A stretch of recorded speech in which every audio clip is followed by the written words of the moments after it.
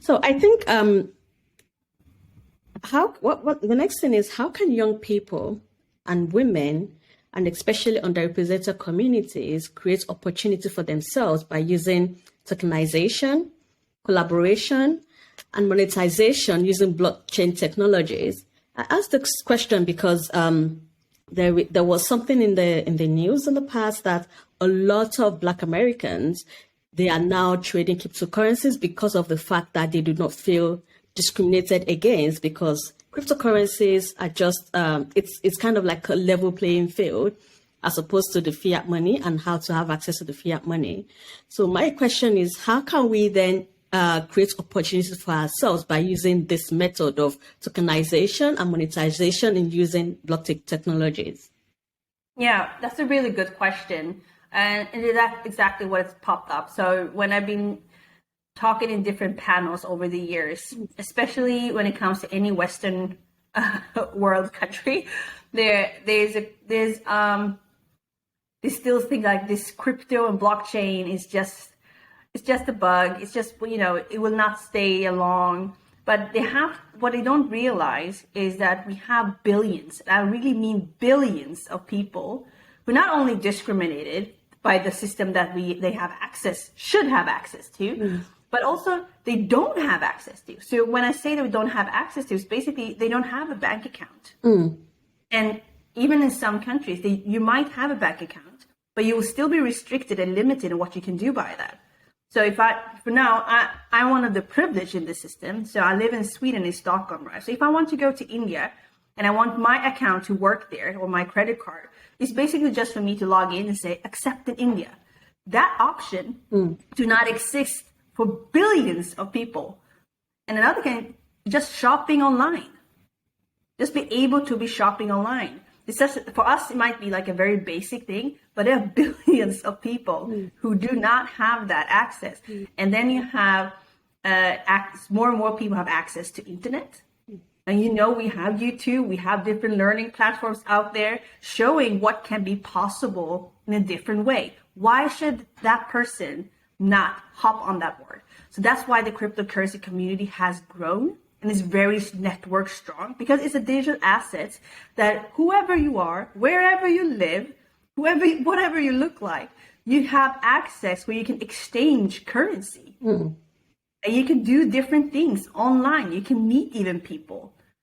And that just building that network and, having access to change the circumstances of where you're at is huge. You cannot not count on that when it comes to cryptocurrency, the blockchain. And I don't think it will look like today, just for fact. It's just over 3,500 cryptocurrencies today, but it's always so much more. We have the Web3, we have NFTs.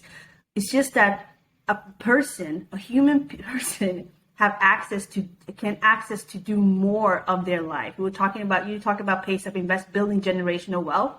If I was a woman in Argentina, having children, of course, I will hop into this because it gives me access to change the circumstance, not only for me, but even for the next generation. So for the Western world to say that, oh no, this will not be long, it's just a bug or whatever, it's just not understanding of people's need. So I think that's very interesting. So how you can start with it, as I mentioned, internet is more and more people are getting access to internet. There are a community where you can talk to people, but also be afraid of, there are also scammers. Oh, yeah. You also have to check your points, but there are also good websites where they just provide information on how you can understand what is happening and understand which platform you should use. So you should do your due diligence, but it's a way to just connect with other people, make sure they're real, make sure it's not a scam. And it's not easy, but and just knowing that, keeping and finding other people that might understand that, as we talked about OMEC, right, where we can connect people, we can talk about it. Just providing that information is the first starting point.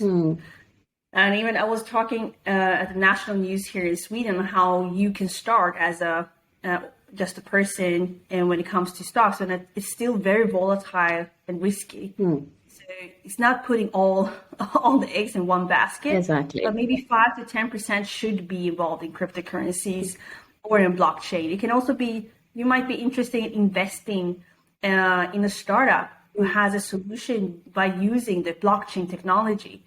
So there are different ways.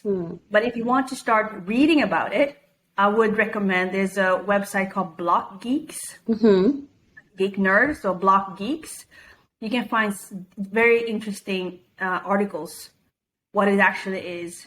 And of course, connect with people like me or other one, just to have the chat and understand what it is. So knowledge, and then of course the action behind it. Yeah, definitely. I agree to all what you said when it comes to leveling the playing field for those that don't have access to banks or that don't even have access to using any form of financial instruments.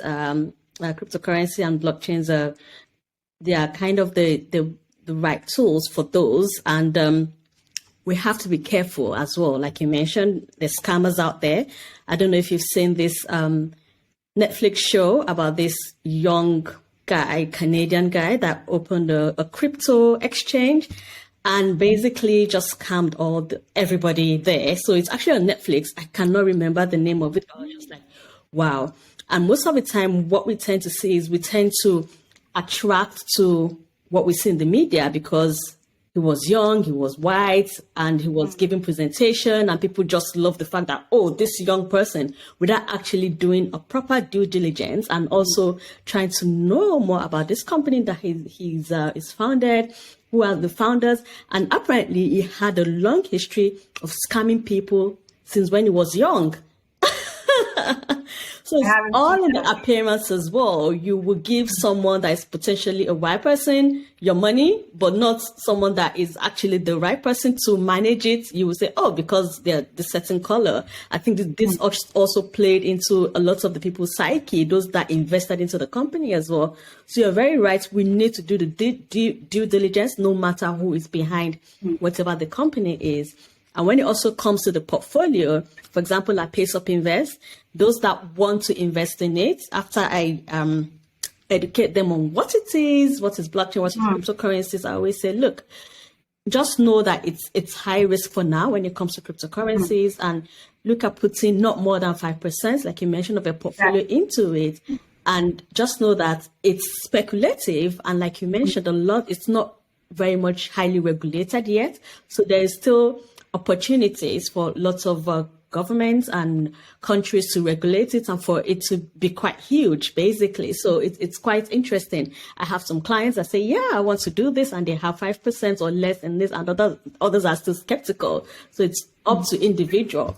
Thanks for that explanation on how they can contact and be part of the community, and also what kind of books they can read. So another question I would like to ask, because we touched upon fiat money, people not being able to have access to it. So essentially, is it dying? Do you think fiat money is dying, or we're going to have